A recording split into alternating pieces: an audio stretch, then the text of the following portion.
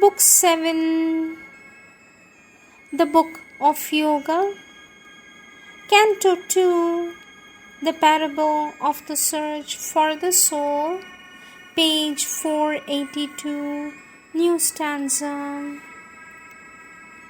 All the world's possibilities in man are waiting as the tree waits in its seed. His past lives in him, it drives his future's pace. His presence acts fashion his coming fate. The unborn gods hide in his house of life. The demons of the unknown overshadow his mind, casting their dreams into live molds of thought, the molds in which his mind builds out its world. His mind creates around him its universe. All that has been renews in him its birth. All that can be is figured in his soul, issuing in deeds its course on the roads of the world, obscure to the interpreting reason's guess, lines of the secret purpose of the gods. In strange directions runs the intricate plan, held back from human foresight is their end, and the far intention of some ordering will, or the order of life's arbitrary chance, finds out its settled poise and fated hour. Our surface watched in vain by reason's gauge, invaded by the impromptus of the unseen, helpless records the accidents of time.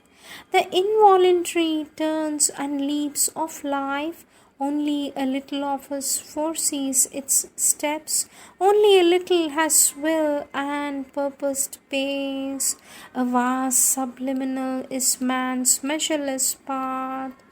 The dim subconscient is his cavern base, abolished vainly in the walks of time. Our past lives still in our unconscious selves, and by the weight of its hidden influences is shaped our future's self-discovery. Thus all is an inevitable chain, and yet a series seems of accidents. The unremembering hours repeat the old acts, our dead past round our future's ankles clings, and drags back the new nature's glorious stride. Or from the buried corpse old ghosts arise, old thoughts, old longings, dead passions live again, recur in sleep or move the waking man to words that force the barrier of the lips, to deeds that suddenly start and overleap his head of reason and his guardian will.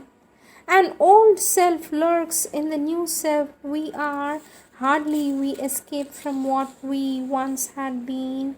In the dim gleam of habit's passages, in the subconscious darkling corridors, all things are carried by the porter nerves, and nothing checked by subterranean mind, unstudied by the guardians of the doors, and passed by a blind instinctive memory.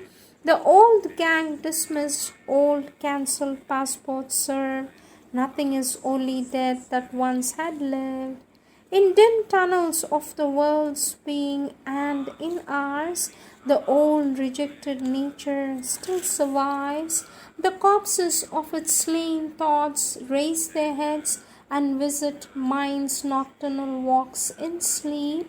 Its stifled impulses breathe and move and rise. All keeps a phantom immortality. Irresistible are nature's sequences, The seeds of sin renounced sprout from hid soil. The evil cast from our hearts once more we face. Our dead selves come to slay our living soul. A portion of us lives in present time. A secret mass in dim inconscience gropes out of the inconscient and subliminal arisen. We live in mind's uncertain light and strive to know and master a dubious world whose purpose and meaning are hidden from our sight. Above us dwells a superconscient God, hidden in the mystery of His own light. Around us is a vast of ignorance, lit by the uncertain ray of human mind. Below us sleeps the inconscient, dark and mute. But this is only matter's first self-view, a scale and series in the ignorance. This is not all we are, or all our. A greater self of knowledge waits for us, a supreme light in the truth conscious vast. It sees from summits beyond thinking mind. It moves in a splendid air, transcending life. It shall descend and make earth's life divine. Truth made the world, not a blind nature force. For here are not our larger, diviner heights.